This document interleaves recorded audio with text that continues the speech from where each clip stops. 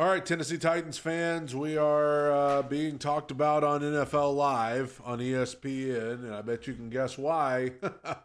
Not for any good reasons, not because of anything good we've done or ever had any plans of doing, but this is NFL Live, talking about the firing of Ran Carthon. Let's go to Tennessee next, where after finishing... Let me plug my headphones in. They were not plugged in initially, but they are plugged in now. Let's start over. Let's go to Tennessee next, where after finishing with the worst record in the NFL, the team made a move in the... But to be fair, we tied for the worst. Okay, the Browns and the Giants and maybe one more had the same record as us. Hey, let's not just act like it's us. Front office firing GM Ran Carthon. As Adam Schefter pointed out, Carthon spent 2 years in Tennessee with two different head coaches, still has 4 years remaining on his contract. A new Titans GM will make the #1 overall pick. Worth remembering. That's what gets me is like, does no one have the foresight to what a year ago, this dude got an extension. I mean, I know that Amy Adams Strunk has money that she can just but you gave this guy an extension. You promoted him as like he's going to lead us into the future, and then a year later,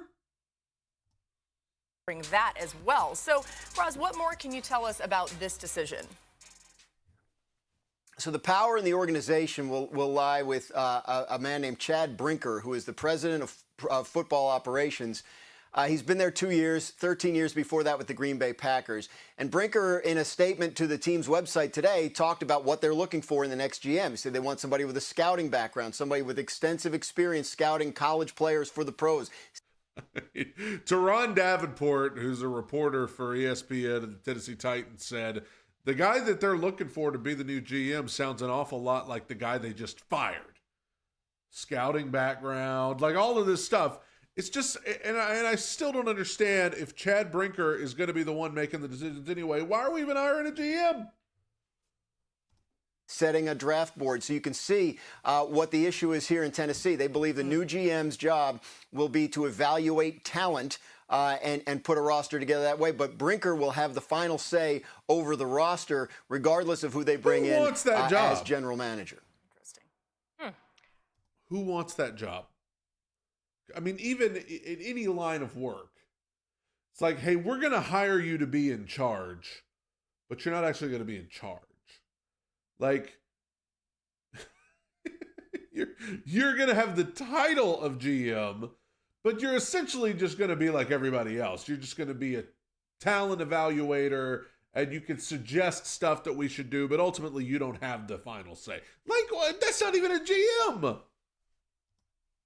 You know, I mean, thinking about Tennessee, I feel like when we talk about whether these jobs, coaches, GMs, are attractive, we need to focus more on the stability of ownership, because just looking at everything that's happened there over the last few years, the word that comes to mind is erratic. I mean, going back to 2022, they get embarrassed by A.J. Brown on TV, so they fire Amy Adams Strunk, the owner, fires John Robinson.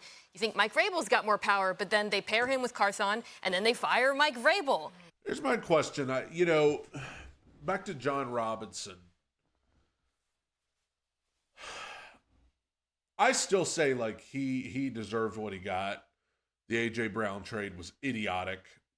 He was not a good drafter. You can't draft the way that he did and expect to stay around. But regarding the A.J. trade, are we really going to believe that John Robinson acted alone? He wasn't in the room by himself making that decision. Vrabel, some of you guys' hero, apparently, was in there too. Amy Adams Strunk, the owner, you know how these draft rooms are. Amy Adams Strunk was in there. You mean tell me you didn't have the control to stand up and be like, hey, let's not trade. Like, I'm not saying John Robinson shouldn't have been fired, because I believe he should have, but like, you mean to tell me nobody else bears any responsibility? There's a room full of people. Did nobody speak up and say, hey, this is stupid.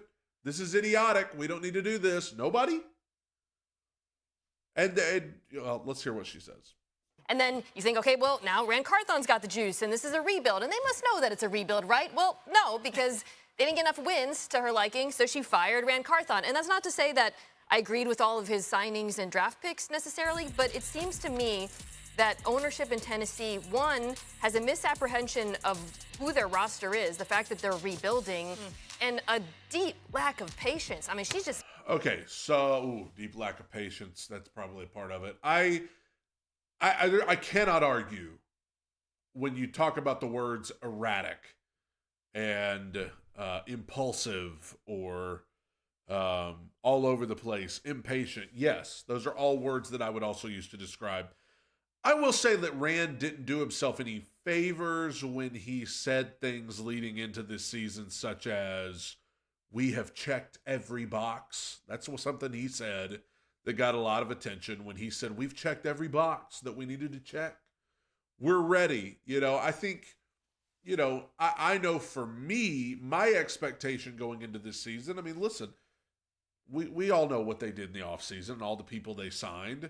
I didn't expect the Titans to necessarily be a Super Bowl team or even a playoff team, but I expected them to be heading in the right direction.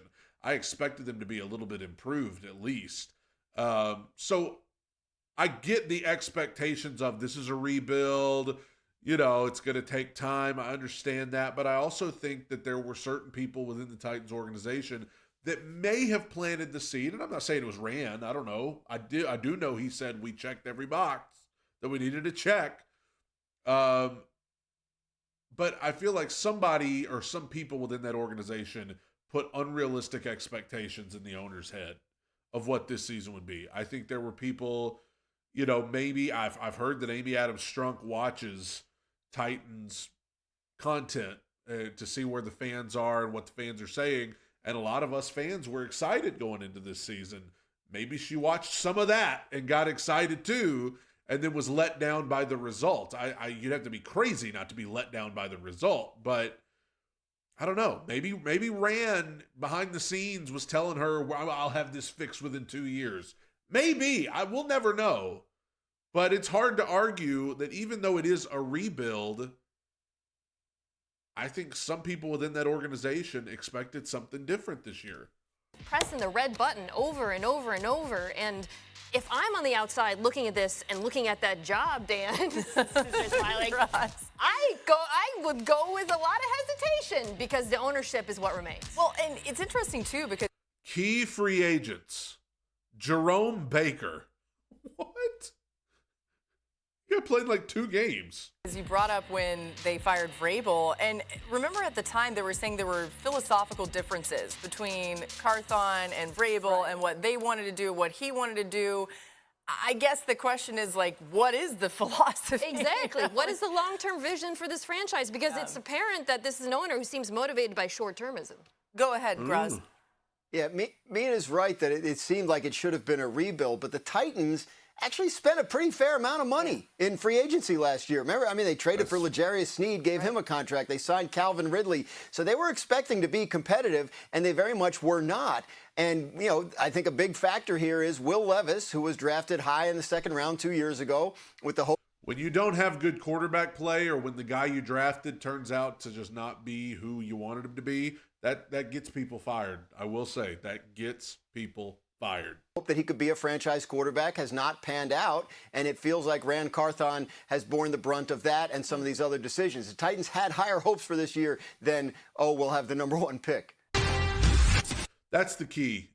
You can talk about rebuild all you want, but with the moves the Titans made, they expected to be better this season than they were, and I think Amy is expressing her disappointment in firing people, but I do understand what they're saying. Like, from the outside looking in, it's like, what is the vision here? Because you blamed it all on John Robinson and you fired him. You said, we're going to let Vrabel kind of lead the way. Then a year later, you fired Vrabel, and you said, well, he's too hard to work with. He's not collaborative enough. So we're going to let Ran Carthon lead the way into the future. And then a year later, you fire Ran Carthon. And now, well, we're going to make Chad Brinker the president of the. It's every year we're changing course. And so if I'm a player in the organization, if I'm a fan, if I'm just someone, anybody from the outside looking in, I'm saying, what exactly is the vision here? Where does this team want to go? Because when I hear Chad Brinker or whoever say things like, well, we want to draft and develop players. Okay. Like, that's like the CEO of McDonald's being like, we want to make burgers. Like, obvious, every team wants to draft and develop players. That's the name of the game. It's not like a vision. That's like, of course you want to draft, and everybody wants to draft and develop players. That's literally a part of the job. That's not a vision, though. Do we want to be great this year in the immediate? Do we want to start laying groundwork to be great later? Because it seems like, as they said, we just want to be good now, and if we're not good now, we'll fire people. And that's not a way to, like, build anything. I don't know, dude. I don't know. It's just a crazy time. Gonna be a wild off season.